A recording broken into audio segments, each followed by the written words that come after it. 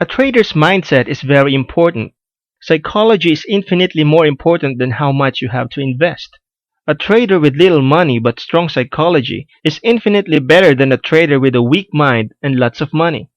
Why is that? Because a person with a proper mindset can double, triple, or quadruple their money, while a person with a poor psychology can lose it all overnight. The key is to be detached with your money. It is better to trade with money that you can spare rather than money you depend on, life or death money. Can you hold a trade? What happens when the price takes a plunge? Do you understand that gold and silver trading is like buying a house? No matter what, the price of a house will always go up, but it is a matter of how long can you hold. Above all, remember not to rely on gold and silver trading as your only source of income.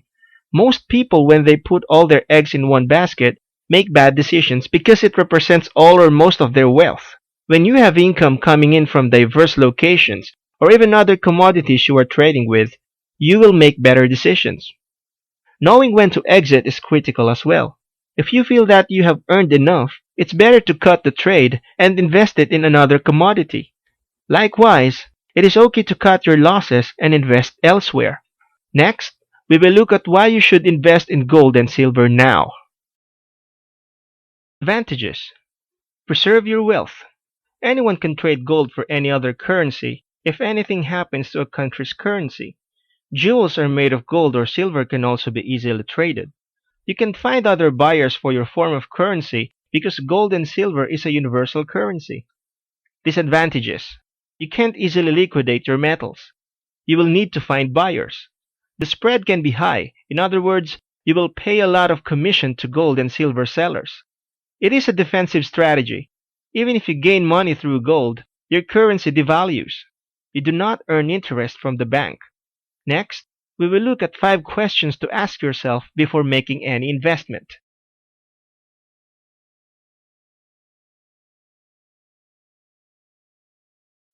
Am I looking for a quick cash, or am I in this for the long haul? Are the metals I'm buying genuine, real, authentic? Are you buying at a low or at high? Are you buying paper metals or real bullion? Have I diversified my portfolios enough? Don't put all your investments in one basket. In our next video, we will look at the psychology for any precious metal trade. In 1971, President Nixon severed the US dollar's ties with the gold system. The US Treasury was running out of gold as more and more people were exchanging their US dollars back to gold. People were starting to lose confidence in the US dollar and more people were emptying the gold reserve. In act of desperation, President Nixon severed the gold standard, thus enabling the US to continually print money. They were effectively creating their own debt and generating as much debt as they wanted in the form of currency. Over the years, the US dollar started dropping and the price of goods started to go up. Now why is that? It is because the US dollar is continually losing its value to the point that, compared to 40 years ago, the US dollar is only worth a fraction of what it used to be.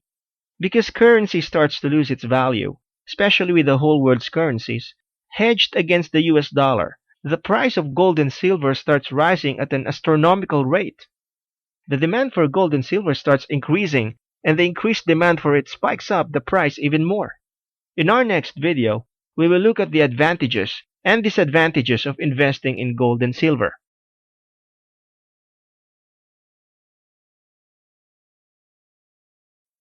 Did you know that gold and silver are one of the oldest forms of currency in the world?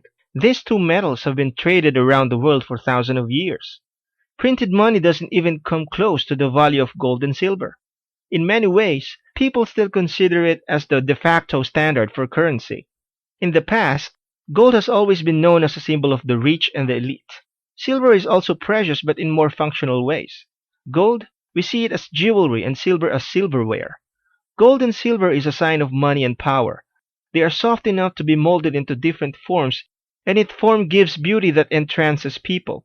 Unlike currency in the form of paper money, you can't print it out of thin air, so it is inherently valuable. The gold standard is what governments use as a comparison of currency. When a government is using the gold standard, it means that they are basing their currency and valuations on a worth equal to an amount in precious metals, namely gold and silver. The United States used to use the gold standard. In our next video, we will look at why the price of gold and silver is rising.